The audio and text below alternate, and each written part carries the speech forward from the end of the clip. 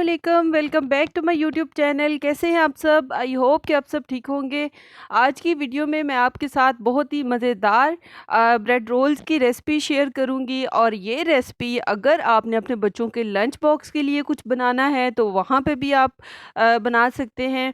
और उसके अलावा अगर आपने वन डे के लिए किसी टूर पे जाना है और घर से खाना बना के लेके जाना है तो it is very best choice for you. और अगर उसके अलावा अगर आप कहीं लंबे सफ़र में जा रहे हैं और आपने अपने साथ हल्का-फुल्का सा कुछ बना के रखना है या नाश्ते वगैरह के लिए कुछ साथ लेके जाना है, तो वो आप इस रेसिपी को फ़ॉलो करें और ये बहुत ही मज़े की है और बहुत ही यूज़फुल रहेगी आपके साथ।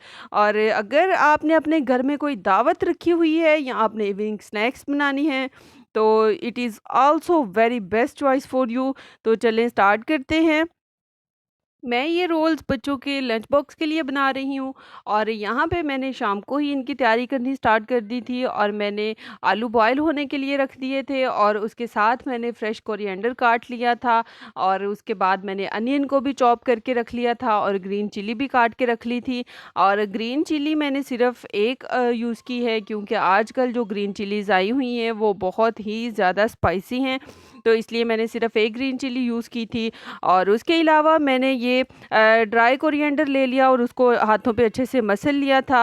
और उसके साथ ज़ीरा ले लिया और 1 टीस्पून मैंने सॉल्ट ले लिया, 1 teaspoon red chilli powder, 1 teaspoon chilli flakes और 1 टीस्पून ही मैंने काली मिर्च ले ली थी। और ये सारे स्पाइसेस मैंने इसमें ऐड कर दिए हैं और अब इसको मैं अच्छे से मिक्स कर लूँगी। और इसको मैं अपने हाथों के साथ अच्छे से मसल लेती हूँ। और उसके बाद फिर यहाँ पे ये मिक्सचर तैयार हो गया था और मैंने ब्रेड भी ले लिए थे। और ब्रेड के जो किनारे हैं इनको मैं बारीक-बारीक सा सेपरेट कर लूँगी काट के। और बहुत ज़्यादा काट के अलग करने की ज़रूरत नहीं है। जो बहुत ज़्यादा हार्ड किनारे होते हैं उनको उतार लें ताकि अच्छे से रोल्स की शेप आ जाए।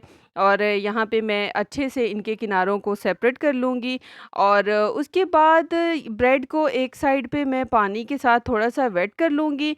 और जिस साइड को मैं पानी के साथ वेट करूँगी उसको मैं ऊपर वाली साइड पे रखूँगी और दूसरी साइड पे मैं मिक्सचर जो मैंने बना के रखा है आलूओं का वो ऐड करने के बाद इसको रोल कर लूँगी। और ये सारी बड़ी ईज़ी सी ये रेसिपी है और अगर आप इसको फ़ॉलो करेंगे तो ये बहुत ही मज़े की रेसिपी है और बच्चे तो इसको बहुत ज़्यादा पसंद करते हैं। मैं हुसैन को जिस दिन लंच बॉक्स में ये रेसिपी बना के रख के देती हूँ उस दिन वो बड़े शौक से खा के आता है और पूरा लंच बॉक्स उसका खाली होता है।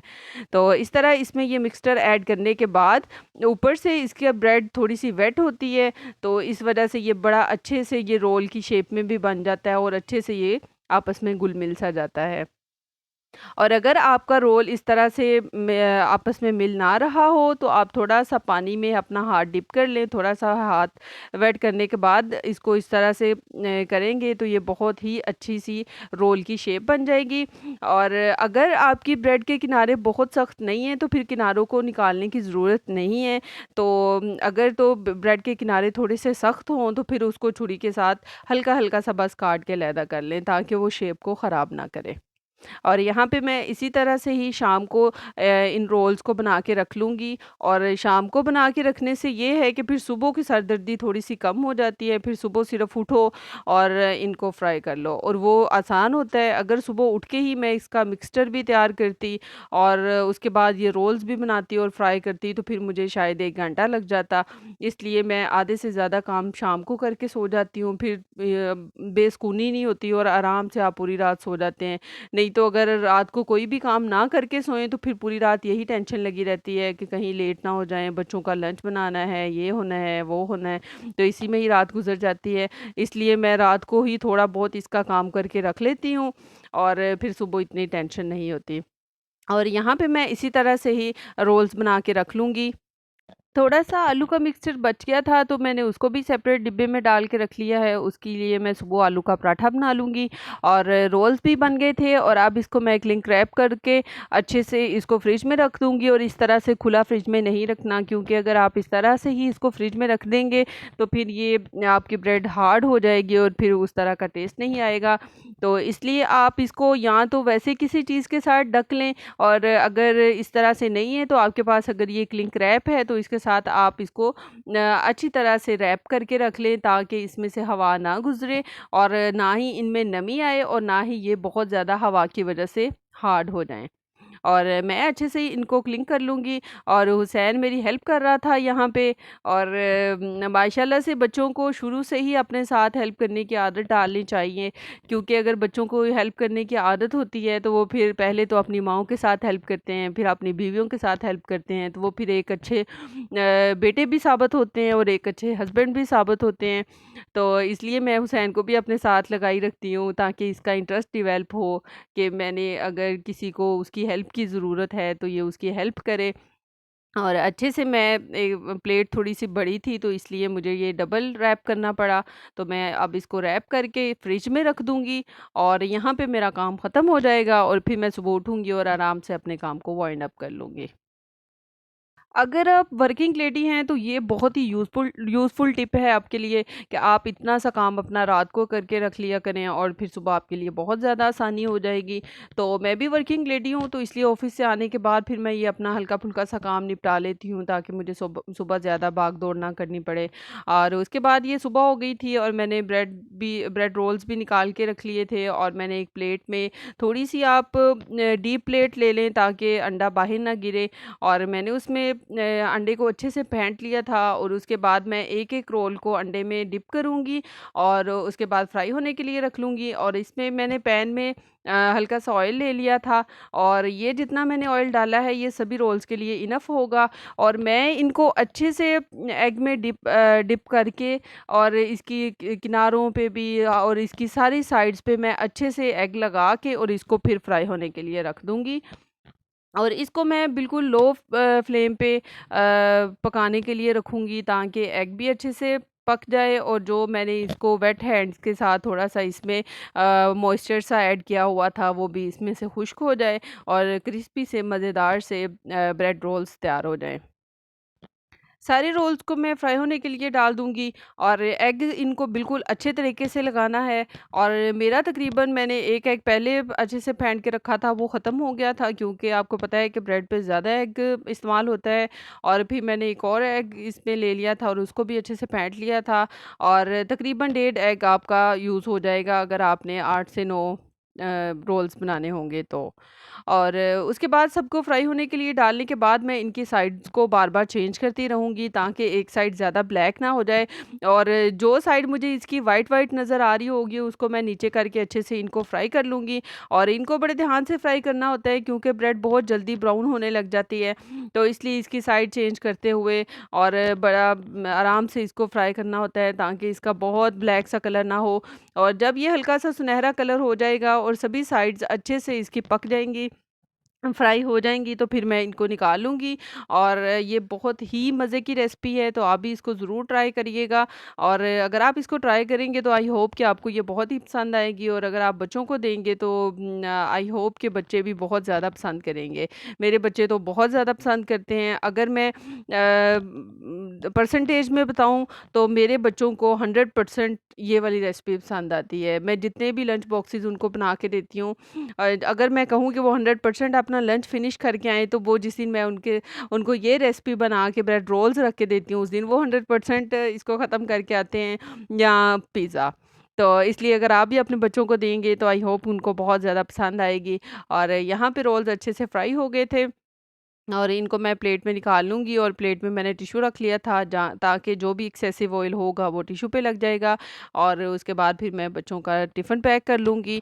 और शाम को काम करके रखा था तो बहुत ही आसानी हो गई थी। सुबह सिर्फ़ इनको फ्राई किया है और उसके बाद फिर मैं नाश्ता बना लूँगी।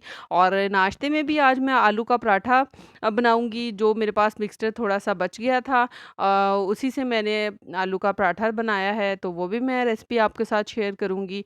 और सबसे पहले मैं बच्चों का टिफ़िन जब बन जाता है, उनका लंच बॉक्स तैयार हो लंच बॉक्स के लिए जो भी बनाना हो वो बन जाता है, तो फिर मैं उनका पहले ही लंच बॉक्स रेडी करके रख लेती हूँ। पराठा बनाने के लिए मैंने 2 छोटे-छोटे से पेड़े करके रख लिए थे और उनको मैं थोड़ा-सा हाथ के साथ थोड़ा-सा फैला लूँगी और दोनों पेड़ों को उसके बाद कुछ लोग तो मैंने देखा है कि वो इस तरह से हाथों से फैलाने के बाद ही इसमें मिक्सचर ऐड कर देते हैं और ये भी बेस्ट वे है। और अगर आप इसको थोड़ा-सा बेलने के साथ बेल लें और इसकी थोड़ी-सी ज़रा छोटी-सी रोटी बनाने के बाद इसमें मिक्सचर ऐड कर लें, तो वो भी सही है। और जो अभी न्यू-न्यू अभी बिगिनर्स होते हैं जिन्होंने अभी पराठा बनाना सीखा होता है, उनके लिए ये वाला तरीका बेस्ट है। तो थोड़ा-सा मैं इसको रोटी को बड़ा कर लूँगी और उसके बाद मैं एक साइड के ऊपर सारा मिक्सचर ऐड कर दूँगी और ये वही मिक्सचर है जो मैंने ब्रेड रोल्स के लिए भी यूज़ किया है। और इसमें मैंने थोड़ा-सा और सॉल्ट और थोड़ी-सी मिर्च वग़ैरह ज़रा ऐड कर ली थी। बच्चों के लिए तो थोड़ी-सी कम रखी थी, लेकिन जब पराठा बनाना था तो मैंने इसमें थोड़ी-सी स्पाइसेस और ऐड कर ली थी। दोनों पेड़ों को मैंने थोड़ा-थोड़ा सा बेल लिया है और जब इनकी छोटी-छोटी सी रोटी बन गई है, तो उसके बाद फिर मैं इस पे मिक्सचर ऐड करूँगी और इस तरह ज़रा थोड़ी-सी आसानी हो जाती है क्योंकि जो बिगिनर्स होते हैं उनसे तो रोटी फट जाती है। अगर इस तरह से वो पहले नहीं करते, दूसरा तरीका इस्तेमाल करते हैं, तो इसलिए मैं इसको थोड़ा-सा पहले बेल लेती होती हूँ और उसके बाद फिर जब मिक्सचर ऐड करती हूँ, तो उसके बाद फिर मैं हल्का-सा ही बेलती हूँ और फिर मैं इसको तवे पे डाल देती हूँ। और ये मिक्सचर ऐड करके अब इसकी दूसरी साइड भी मैं इसके ऊपर रख दूँगी और रखने के बाद इस पे थोड़ा-सा खुश्क आटा ऐड लगाऊँगी और लगाने के बाद मैं इसको बेल लूँगी अच्छे से और जब इसके सारी साइड्स इक्वल हो जाएँगी, तो उसके बाद फिर मैं इसको हाथों के ऊपर थोड़ा-सा करने के बाद तवे पे डाल दूँगी और पराठा बना लूँगी। चाय भी साथ बनने के लिए रखती थी और हमें शुरू से पराठा खाने की आदत है और मैंने बहुत सारे लोग देखे हैं जिनको पराठा खाने की आदत नहीं होती। वो नाश्ते में अगर पराठा खा लेते हैं तो पूरा दिन उनका बड़ा टफ गुज़र रहा होता है।